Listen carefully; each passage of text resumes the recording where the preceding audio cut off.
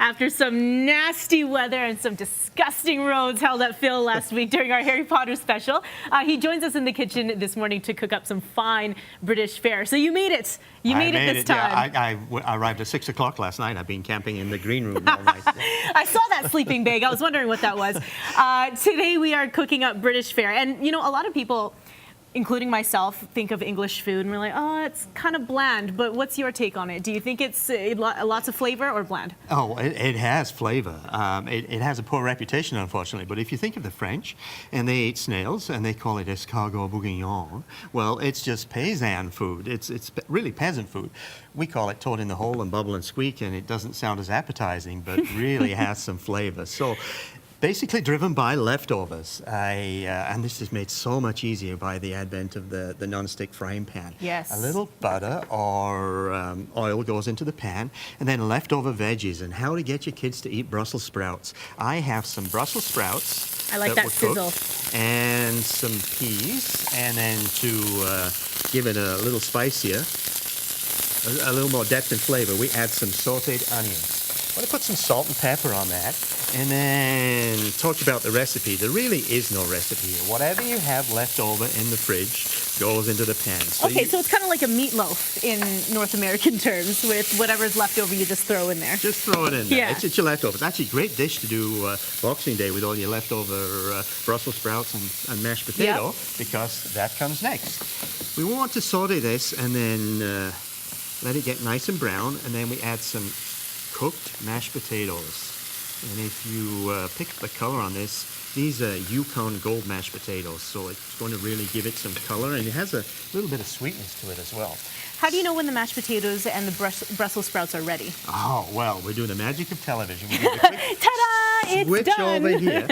The secret to this in the pan is to keep turning it regularly. Now, you can take your spatula and turn it, or you can do the chef shuffle, which is just flip it over like that. So you notice that was in two pieces? That's one for you and one for me. Okay, so that means nobody else in the studio is having this. That would not be a good morning for me. No. Keep it in the pan. You just keep tossing it until you get nice and crispy on the outside. And once that's done, we're just going to, excuse my reach, we're going to go right over here to the plate. And it should slide out. Perfectly like that. And that is one of the most satisfying cold day dishes that you could ever want to enjoy. And be careful, that is hot, because it just came right out of the pan. Ow.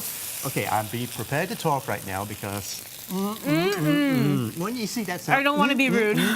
Talk with my mouth open. That means it's good. So that is the basis of Bubble and Squeak. Very easy to do. It's just leftovers, but good old-fashioned comfort food. Now, Brussels sprouts, mashed potatoes, what you would have left over for Christmas. Anything else that you would want to toss in there? Any leftover vegetable that you have. So you can put carrots, cabbage, peas, turnips, parsnips. They all work really, really well. And all you really need is a pan, olive oil, and some salt and pepper to taste. And a little bit of patience, just to keep just a tiny bit of patience. Stirring and tossing and being ready to go. Yeah, and tossing it like a boss here. Phil Joy is doing it. Back in the kitchen here with Chef Phil Joy, we're making toad in the hole. Please tell me why it's called toad in the hole. Yeah, you put the toads in the hole. Makes complete sense. There are no toads in this, right? No toads in this. Okay, absolutely no toads were harmed in the making of this dish. Being around in the British culture for over 200 years, and it's what it is basically, it's just a sausage that is baked in the oven in a pan, and then when it's nicely browned on the outside, we put Yorkshire pudding batter over the top. Wonderful. Yorkshire pudding, I hear it a lot. I don't know what's in it. What's in it? It is one of the most simplest things to make. It is a mixture of a batter made with eggs and salt and pepper and the secret ingredient that you would only know from a Yorkshireman. And that explains the English accent. Oh, I thought you got it from just being here in Edmonton. No. Born and bred in city of York. Nutmeg is the secret ingredient that goes in there. So sausages go into the pan, good old-fashioned English bangers. And I have to give someone a plug here. These come from the Strathcona Farmers Market, Irving's Farm Fresh. He's a British farmer, and he makes the most fabulous sausages. So if you're making toad in the hole or bangers and mash, that's what you got to have. This is where you got to go, Old Strathcona Farmers Market. the sausages go into the pan. You want to brown them nicely like that. I've got this on very high heat because we're trying to accelerate this. And then the Yorkshire pudding batter is going to go into the pan. So you just gently pour that around the outside. Right into the pan. Right into the pan. Does it help it cook the sausages? It does, yes. They go in a baking there. So we put the seasoning in. The Yorkshire pudding batter is seasoned. This is going to go into the oven now for about 25 to 30 minutes at 400 degrees. 25 to 40 minutes? Sorry, 25 to 30 minutes. 25 to 30 minutes. Okay.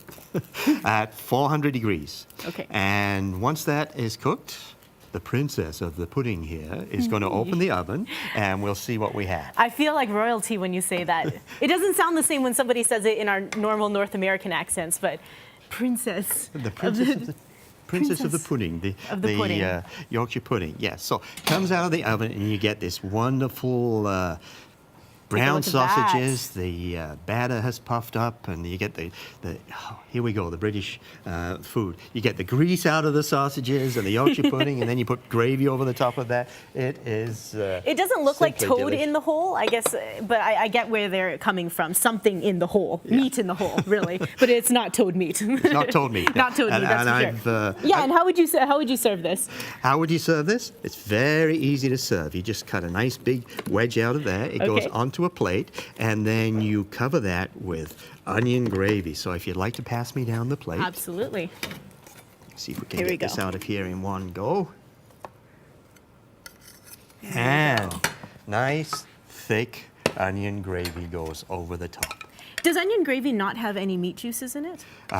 Well, generally, when you make this, you would make it out of the pan that had the toad in the hole in. So you get some of that residual from there. But you can put beef in it, or you can make it with a vegetarian, with a vegetable. But why would you do that when And you're why having would you do that? sausages? Exactly. Yeah. And earlier I said that, you know, some people think of English food as having no flavor and quite bland, but if I taste this, maybe it will change my mind. It will make your knees buckle. If I Okay. eat sausage and some pie crust. Here we go. Oh, that is quite good. Okay, all the way from Hawaii to Britain? You could do that in I one can. simple taste of toad in the hole. Absolutely. For today's, I feel bad about talking with my mouth open, so I'm gonna go do this. You can head to our website, edmonton.ctvnews.ca, and just click on recipes under the More tab.